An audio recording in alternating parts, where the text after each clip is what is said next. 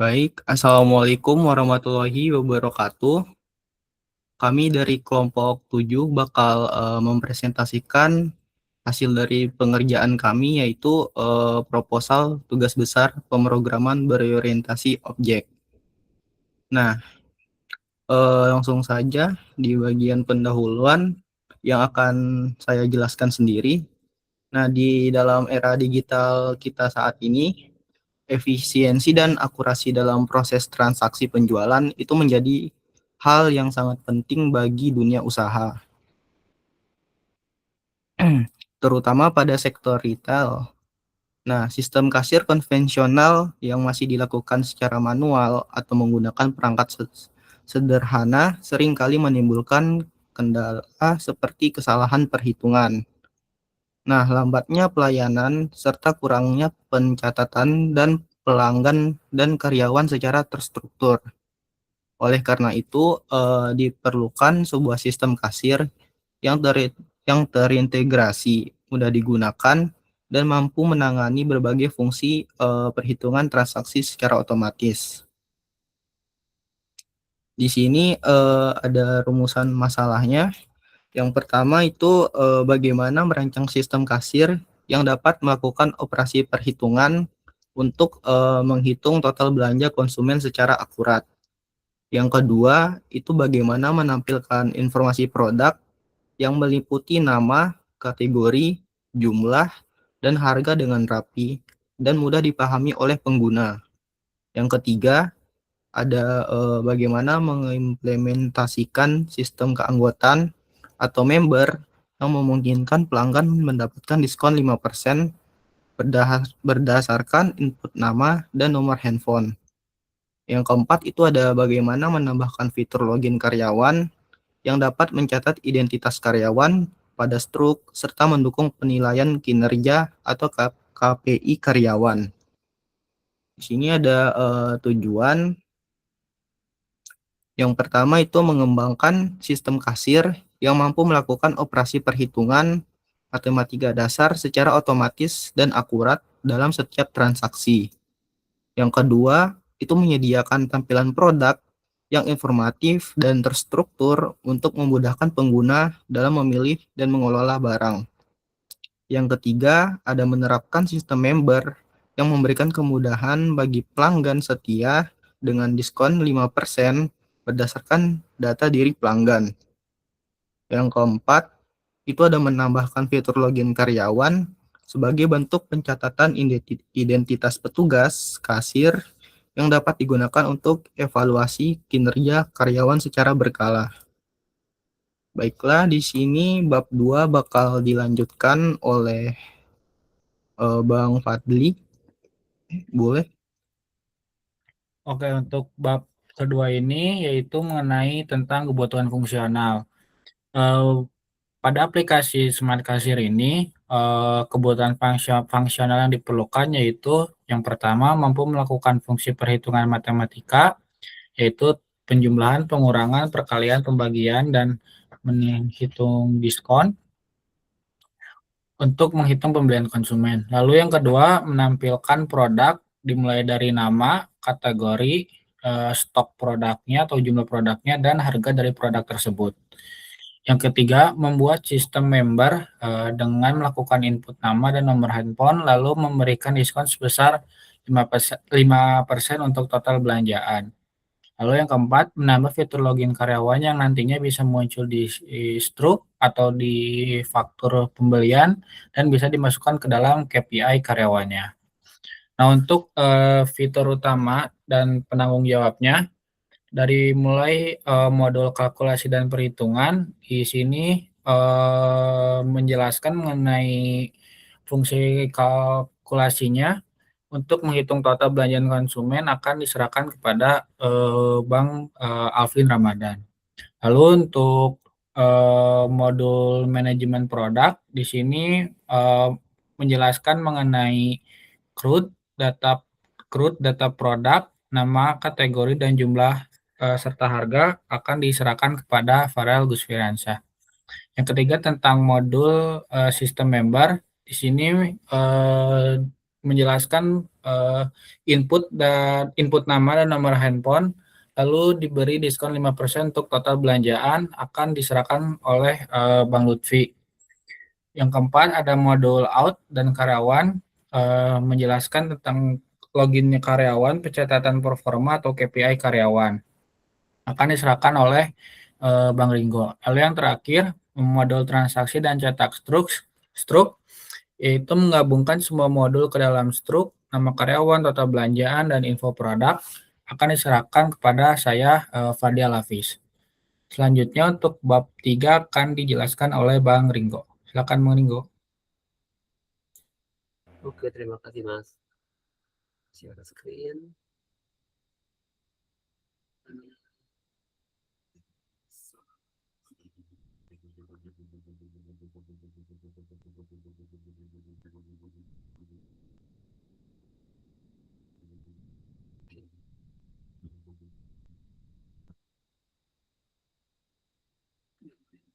Udah kelihatan belum share screen-nya?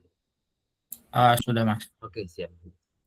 Oke, di bab 3 ini saya coba untuk menjelaskan terkait dari rancangan kelas diagram yang sudah tim kelompok 7 siapkan untuk proyek ini.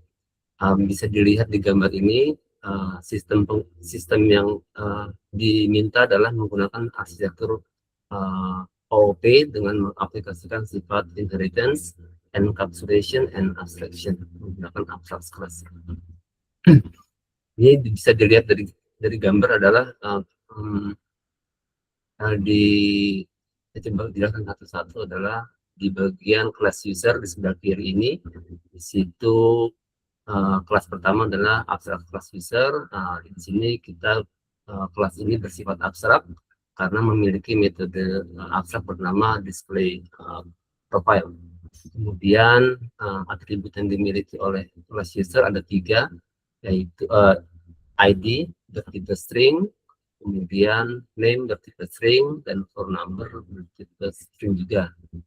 Kemudian memiliki access modifier protected sehingga yang ditandai oleh simbol pagar. Kemudian mengapa ini protected sesuai yang diminta oleh dari panduan, karena atribut ini perlu diakses oleh kelas-kelas turunannya, tapi tidak boleh diakses sembarangan dari luar. Metode yang dimiliki kelas user ada 2, itu display profile yang bersifat abstrak, kemudian get ID itu bersifat public yang mengambil nilai ID. Kemudian relasi kelas user adalah sebagai parent atau kelas induk bagi karyawan di sebelah kanan ini, kemudian member. Jadi ini adalah bentuk inheritance yang diminta oleh panduan dari proyek tugas besar. Kemudian berlanjut ke kelas karyawan. Kelas ini merupakan turunan dari user, ditandai dengan panah, terus kemudian di ujungnya ada apa namanya panah putih ya, atau A kosong. Ini adalah bentuk encapsulation karena datanya disembunyikan dan dari akses langsung. Atribut-atribut dari kelas karyawan antara lain employee ID berupa string, kemudian password berupa string juga, KPI score berupa double. Metode yang dimiliki adalah login dengan parameter ID dan pass, kemudian yang mengembalikan return nilai boolean, kemudian ada metode KPI yang mengembalikan nilai double, dan juga ada metode display profile yang merupakan override dari metode abstrak di kelas user. Kemudian berlanjut relasi yang digunakan adalah relasi kelas karyawan adalah inheritance dari user. Kemudian berlanjut ke kelas berikutnya adalah kelas member yang tengah ini. Itu sama seperti karyawan, kelas member juga merupakan turunan dari user. Kemudian atributnya ada 2, keduanya private, join date bertipe string, dan discount rate bertipe double. Kemudian ada metodenya juga ada 2, yang keduanya public, itu apply discount, parameter total belanja bertipe double. Metode ini menghitung total belanja setelah dipotong diskon. Kemudian metode berikutnya adalah display profile, adalah menampilkan profile member. Relasi yang juga relasinya juga inheritance dari user. Kemudian beralih ke kelas produk di sebelah kanan ini. Itu kelas produk. Kelas ini itu mempresentasikan barang atau produk yang dijual di kasir.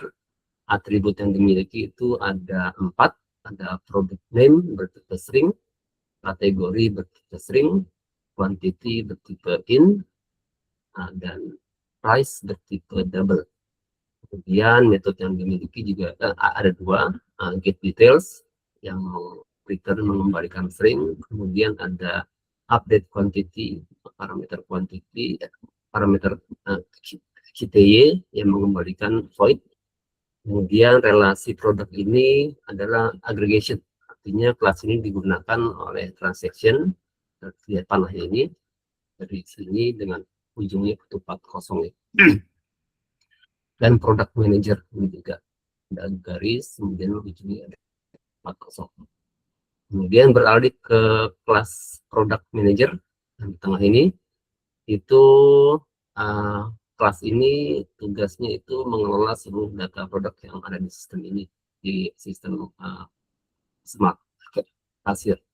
Atribut ini hanya ini satu, yaitu product list, tipe list produk. Artinya kelas ini menyimpan kumpulan banyak produk. Kemudian metodenya itu ada 5, ada add product, untuk menambahkan produk baru, ada remove product, untuk menghapus produk berdasarkan nama, kemudian ada update produk, itu untuk memperbarui stok dan harga produk, terus ada search product untuk mencari produk berdasarkan nama, kemudian ada get all products, untuk mengambil data semua produk. Nah, relasinya ini product manager dengan produk adalah aggregation. Kemudian karena product manager memiliki banyak produk, tapi produk tetap bisa berdiri sendiri tanpa manager. Kemudian lanjut ke kelas berikutnya adalah kelas transaction, sebelah kiri ini, dua user. Itu ini adalah inti dari aplikasi ini, smart kasir. Ini memiliki atribut 5, ada 5 atribut, semuanya private. Itu ada transaction ID untuk bertipe string, ada kasir itu bertipe karyawan karena dia menyimpan objek karyawan yang bertugas. Kemudian ada member, itu bertipe member karena dia menyimpan member jika pelanggan adalah member. Kemudian ada items, bertipe list product, menyimpan daftar produk yang dibeli. Kemudian ada total amount bertipe double yang menyimpan total akhir yang harus dibayar. Metodenya itu ada 3, itu ada add item untuk menambah produk ke dalam belanja, calculate total, double. Itu nanti metode ini juga berhubungan dengan kelas calculator tools. Bukan kelas, iya betul, kelas calculator tools. Dan kemudian yang terakhir adalah print receipt, itu untuk mencetak transaksi. Relasinya itu dengan produk adalah aggregation, transaction, produk ini aggregation. Kemudian dengan karyawan dan member ada association, karyawan dan member ada association. Sekedar menggunakan, tidak ada kepemilikan kuat. Kemudian beralih ke kelas berikutnya adalah kelas kalkulator, yang terakhir kali ini. Iya betul. Ini kelas ini nggak memiliki atribut karena semua metodenya bersifat statik ya.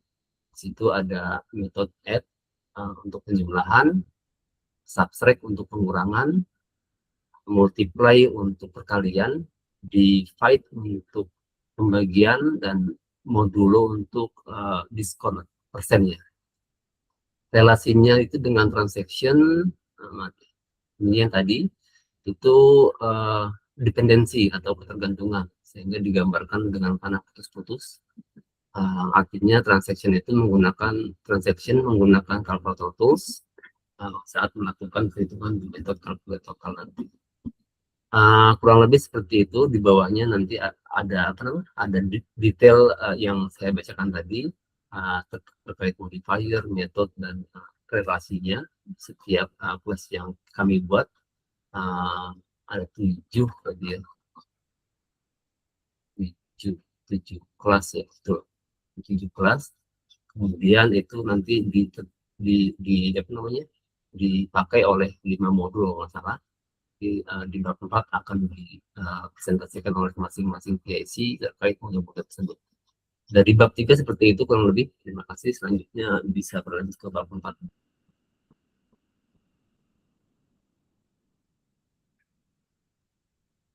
Lanjut, Mas.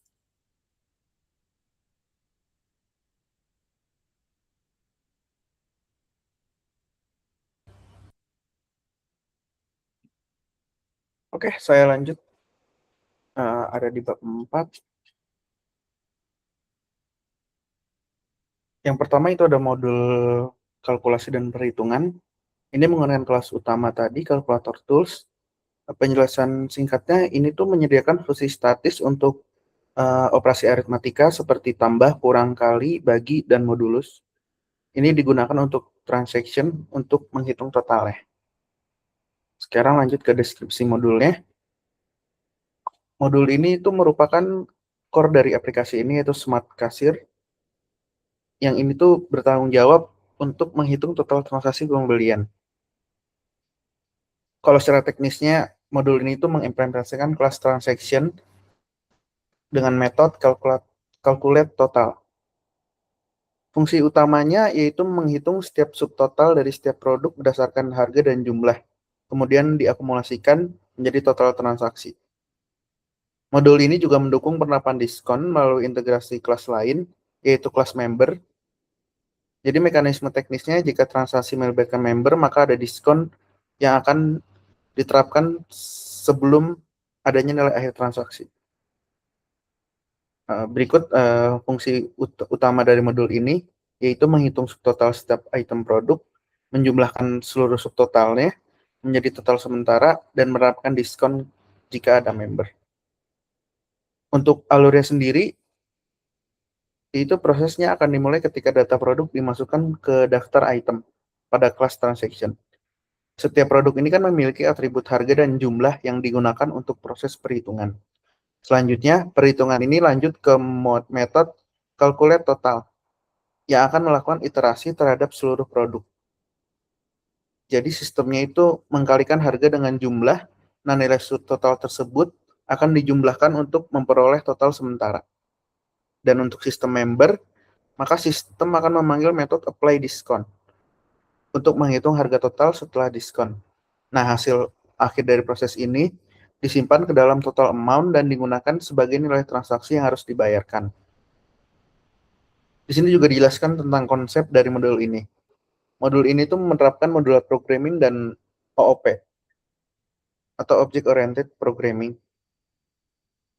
Kalau dilihat dari modulnya, ini terlihat dalam fungsi perhitungan yang dipisah-pisah. Sedangkan untuk OOP-nya diterapkan pada penggunaan class, metode, dan interaksi antar objek. Selain itu, modul ini juga menerapkan prinsip separation of concern, di mana logika perhitungannya dipisahkan dari data lainnya, sehingga sistem lebih terstruktur dan mudah dikembangkan. Kesimpulannya, memang modul ini adalah core dari proses transaksi di aplikasi ini. Modul ini memastikan bahwa seluruh perhitungan dilakukan secara akurat, terstruktur, dan fleksibel dengan dukungan komponen lain. Dengan desain modular dan berbasis OOP, modul ini mampu mendukung pengembangan selanjutnya, serta meningkatkan maintainability dari sistem secara keseluruhan. Dari saya, modul perhitungan sudah selesai, selanjutnya ke modul manajemen produk. Boleh dilanjut?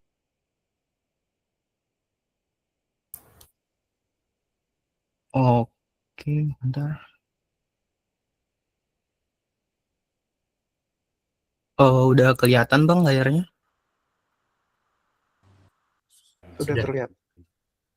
Oke, di sini saya bertanggung jawab dalam pengembangan modul manajemen produk. Nah, di sini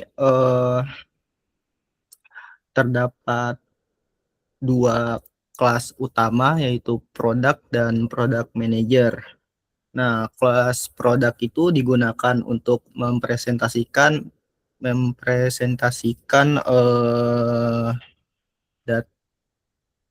data dari setiap produk yang memiliki atribut seperti nama produk, kategori, jumlah stok, dan harga. Nah, sedangkan di kelas product manager itu bakal menyimpan data dalam bentuk list dan menyediakan metode untuk operasi CRUD atau create, read, update, dan delete.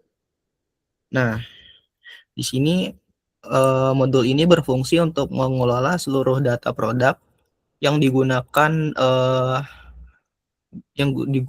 sistem smart kasir ini. Nah, modul ini mencangkup proses pengelolaan, penyimpanan, dan penyediaan data produk yang akan digunakan oleh sistem transaksi.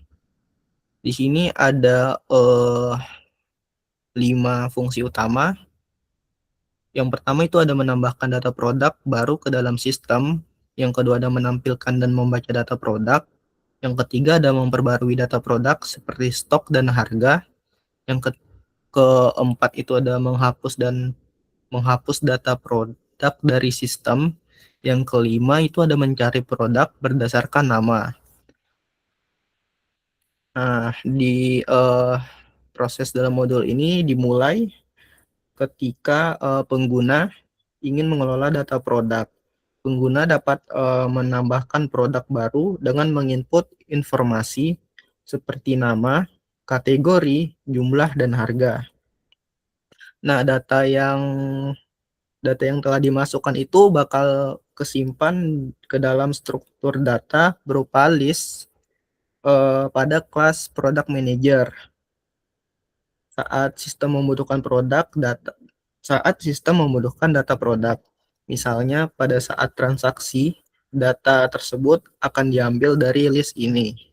Nah, jika terdapat perubahan data, sistem akan mencari produk terlebih dahulu berdasarkan nama, kemudian melakukan pembaruan terhadap atribut yang diperlukan, seperti jumlah stok atau harga. Selain itu, sistem juga menyediakan fitur untuk menghapus produk yang sudah tidak digunakan. Nah, selanjutnya ada tanggung jawab dari sistem modul ini. Ada 4. Yang pertama itu menyediakan data produk yang akurat dan terstruktur. Yang kedua itu mengelola seluruh operasi CRUD terhadap produk. Yang ketiga itu ada menjaga konsistensi data produk sebelum digunakan dalam transaksi. Yang keempat itu ada menjadi sumber data utama bagi modal transaction. Baik, sekian dari saya, bakal dilanjutkan oleh Bang Lutfi.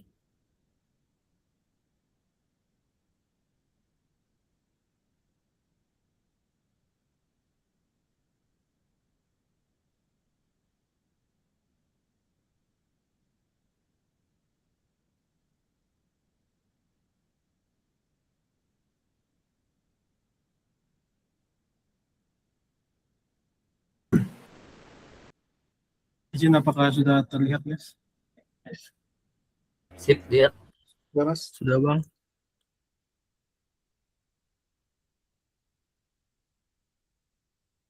Baik, izin teman-teman. Pada bagian ini, saya bertanggung jawab pada modul sistem member dalam aplikasi Smart Kasir ini. Fitur ini berfungsi untuk mengelola data pelanggan yang terdaftar sebagai member, di mana member akan mendapatkan keuntungan berupa diskon sebesar 5% dari total belanja. Alur kerjanya cukup sederhana. Saat transaksi berlangsung, kasir akan menanyakan apakah pelanggan merupakan member. Jika iya, kasir akan menginput data seperti nama dan nomor handphone. Sistem kemudian akan mengenali data tersebut dan secara otomatis memberikan diskon pada total belanja.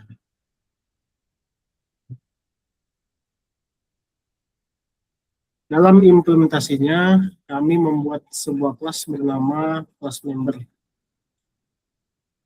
Kelas ini merupakan turunan dari kelas user, sehingga di sini kami menerapkan konsep inheritance. Kelas member memiliki atribut. Yang pertama adalah join date, string, ini untuk menyimpan tanggal bergabung sebagai member. Kemudian ada diskon rate untuk menyimpan persentase diskon. Di sini kita atur defaultnya 5%. Kemudian ada metode apply diskon yang digunakan untuk menghitung total pembayaran setelah diberikan diskon. Kemudian ada metode display profile untuk menampilkan informasi data member. Selain itu, kami juga menerapkan konsep encapsulation, di mana atribut dibuat private dan hanya bisa diakses melalui metode tertentu, sehingga data lebih aman. Seperti yang dijelaskan Mas Alvin tadi, kelas member ini juga terhubung dengan proses transaksi, karena digunakan untuk menentukan apakah suatu transaksi mendapatkan diskon atau tidak. Dengan adanya modul ini, sistem tidak hanya melakukan pencatatan transaksi, tapi juga memberikan nilai tambah berupa layanan member yang lebih efisien dan otomatis. Demikian penjelasan untuk fitur member ini dari saya. Selanjutnya akan dilanjutkan oleh Mas Rini. Oke, makasih. Saya screen dulu.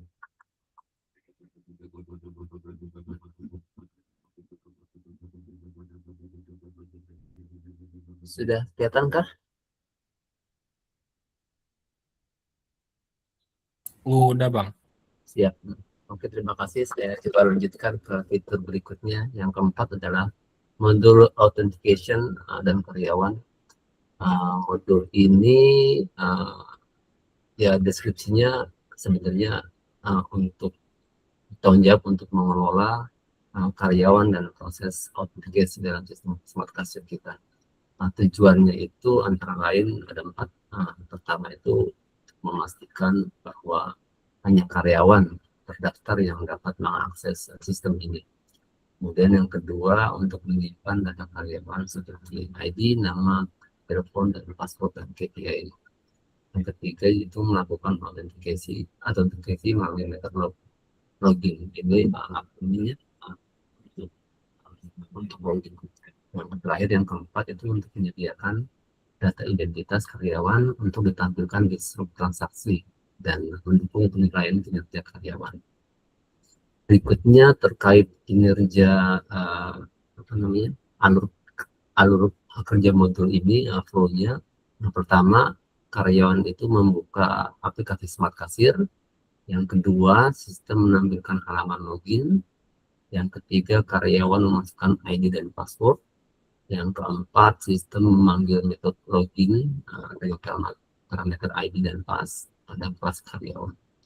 Sistem melakukan yang kelima, sistem melakukan validasi sehingga jika cocok, jika valid, login berhasil, sesi karyawan disimpan, karyawan diarahkan ke halaman utama transaksi. Jika nggak valid, nggak cocok, misalnya password atau ID-nya tampil pesan error, karyawan diminta menginput ulang. Yang keenam, setelah login berhasil, objek karyawan yang aktif akan digunakan oleh kelas transaction sebagai kasir. Yang ketujuh, saat transaksi selesai dan struk tercetak, sistem mengambil nama karyawan yang login tadi dari sesi untuk dicantumkan di struk. Yang kedelapan, yang terakhir, skor KPI karyawan dapat diakses melalui metode get KPI untuk keperluan evaluasi kerja. Yang berikutnya adalah bagian perancangan kelas. Kelas karyawan itu merupakan turunan dari user yang memiliki atribut dan metode tambahan khusus untuk kebutuhan autentikasi dan pencatatan kinerja karyawan. Atributnya antara lain adalah sebelumnya sudah dijelaskan di kelas diagram sebenarnya. Ada atribut employee ID dengan tipe data string, fungsinya itu ID unit yang digunakan karyawan untuk login.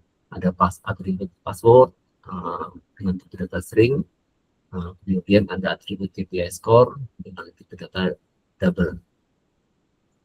Kemudian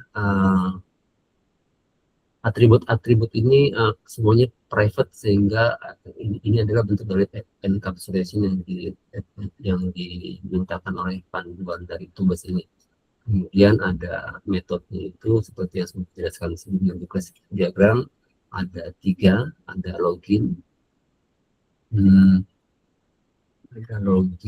kemudian return type-nya kembalian itu untuk verifikasi ID dan password. Kemudian ada KPI, return type-nya double untuk mengembalikan nilai skor KPI karyawan, dan yang terakhir display profile. Itu return type-nya void, menampilkan informasi dari data karyawan yang sedang aktif, yang sedang login. Kemudian di bagian relasi, relasi dari modul ini dengan user adalah inheritance. Karyawan adalah turun dari user, mewarisi atribut ID, name, dan phone number dari si user. Kemudian dengan transaction itu di mana association transaction memiliki atribut kasir yang merujuk ke objek karyawan. Sebetulnya ini modul ini juga berintegrasi dengan modul lain, dengan modul transaction, karena objek karyawannya digunakan sebagai kasir dalam transaksi. Kemudian dengan class user sebagai parent class, user menyediakan atribut ini yang digunakan untuk menambahkan nomor user.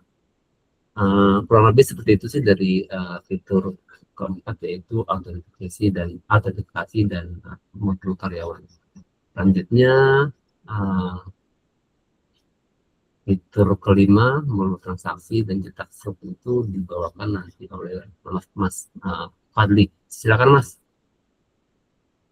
Oke, Bang Ringo. Untuk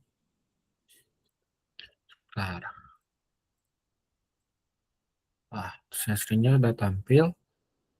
Untuk yang fitur kelima, modul transaksi dan cetak struk, pada modul ini membahas tentang salah satu inti dari alur bisnis aplikasi, di mana semua data dari modul ini akan terintegrasi, yaitu data dari produk, karyawan, dan member. Nah, dan fitur ini bertanggung jawab untuk memproses daftar belanjaan, menghitung logika perhitungan, apakah membernya diskon atau tidak, berdasarkan status keanggotaan yang menghasilkan output berupa struk yang valid.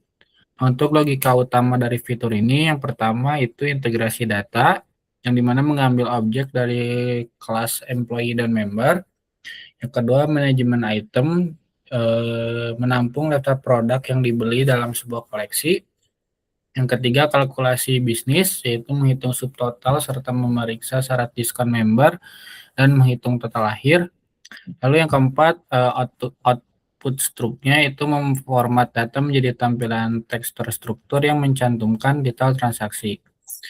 Di mana rancangan kelas logika yang telah saya buat, yang pertama yaitu ada atribut transaction ID bertipe data string yang berguna untuk kode unik dari setiap transaksinya.